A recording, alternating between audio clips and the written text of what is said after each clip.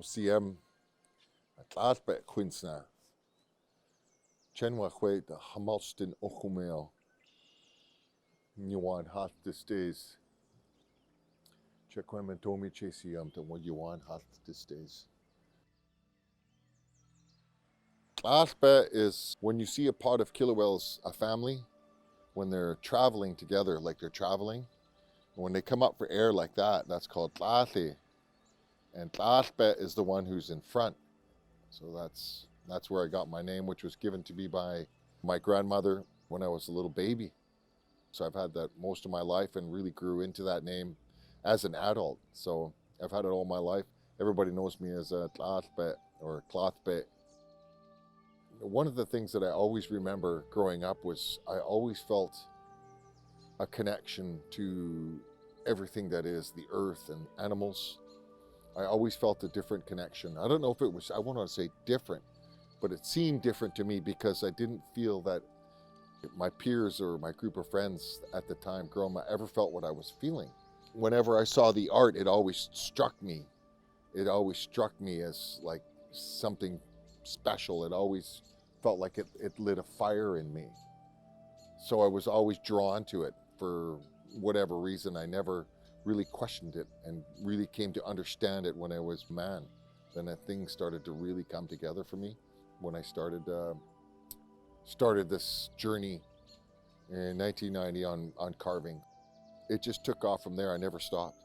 She saw the passion. I started getting wood. I started learning more and visiting galleries and museums and studying, and it just grew from there. I never really stopped. And 4 years later, I sold all my equipment for my waterproofing sun decks and rebuilding sun decks, and I just wasn't my gig. I knew this carving was my calling, so I followed it, and it's been a great journey.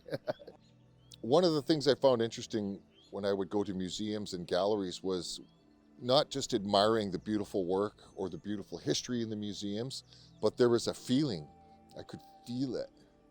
That is one of the strongest things that, and I always felt it all my life, but now that I was carving, I could feel it even more, almost as if the ancestors and the creator were all talking to me. So when I would go and see these things in the galleries, they would talk to me. They would talk to me. The thoughts that were put in my head, I understood were not my thoughts. They were thoughts from the sculptures and the masks. Like, I would see a mask and it would say, "Do you see how I was carved? Do you see how this shape came, and this shape, and this shape?" But it came from here and came from here, and it was not me, it was them. So I understood that feeling was like a message. Everything in this world is on a journey, and the wood is part of that. It's always going somewhere. There's always an exchange of energy. It's moving and changing and helping people to evolve. Everything moves. Even the mountains move. It's about spirit and energy. It's about consciousness and helping each other.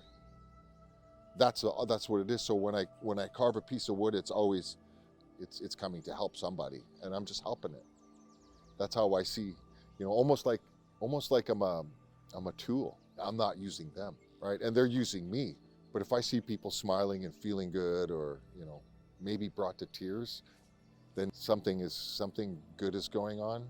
I don't do what I do to lift myself up. Look at me. I don't. It's not why I do it. I do have a sense of honor, but I keep it to myself. Most artists, they're always looking for the masterpiece.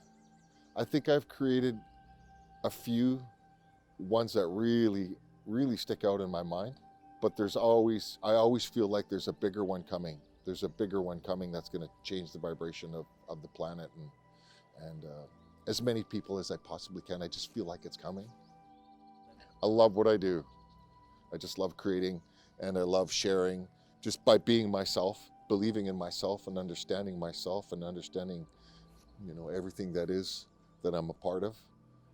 I'm individual, but I'm not individual. The great mystery, it's so much fun moving through this plane of existence and try to understand the great mystery.